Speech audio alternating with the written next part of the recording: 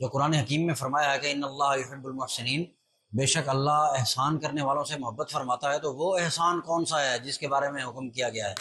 اب احسان کیا ہے؟ احسان کے بارے میں جو سمپل میننگ لیے جاتے ہیں وہ یہی ہے کہ ہم کسی شخص کو فیور دے دیں تو یہ احسان کے میننگ میں آ جاتا ہے، لیکن اللہ رب العزت نے جو قرآن حکیم میں فرمایا ہے کہ ان اللہ یحب المحسنین، بے شک اللہ احسان کرنے والوں سے محبت فرماتا ہے، تو وہ احسان کون سا ہے جس کے بارے میں حکم کیا گیا ہے؟ وہ تو ایک درجہ ہے، ٹھیک ہے کہ ہم لوگوں کے ساتھ معاملات کریں تو یہ احسان ہے، اللہ مہربان محبت فرماتا ہے، لیکن حقیقی احسان کیا ہے؟ آج اس حوالے سے میں ایک عرض کرنا چاہتا ہوں۔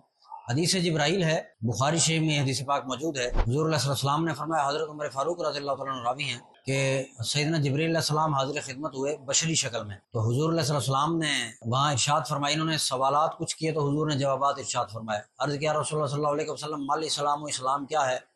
حضور نے جواب مرحمت فرمایا۔ پھر عرض کیا رسول اللہ صلی اللہ علیہ وسلم مال ایمان، و ایمان کیا ہے؟ حضور نے فرمایا کہ وہی عقائد خمسہ جو ایمان باللہ، ایمان بالرسالت، ایمان بالملائکہ، یہ 5، فرمایا کہ یہ ایمان ہے۔ اور تیسرے نمبر پر عرض کیا رسول اللہ احسان کیا ہے؟ مال احسان، احسان کیا ہے؟ حضور نے فرمایا ان تعبد اللہ کانک تراہ، فرمایا احسان یہ ہے کہ تو رب کریم کی عبادت ایسے کر جیسے تو اسے دیکھ رہا ہے، اور فرمایا فَإِن لَمْ تَكُنْ تَرَاهُ فَإِنَّهُ يَرَاكَ، اگر تو مالک کریم کو دیکھنے کی کیفیت میں نہ ہو، وہ تیری کیفیت، وہ چاشنی تجھ میں نہ آئے، تو فرمایا کم از کم یہ تیرا ایمان اور یقین ہونا چاہیے کہ وہ اللہ مجھے دیکھ رہا ہے۔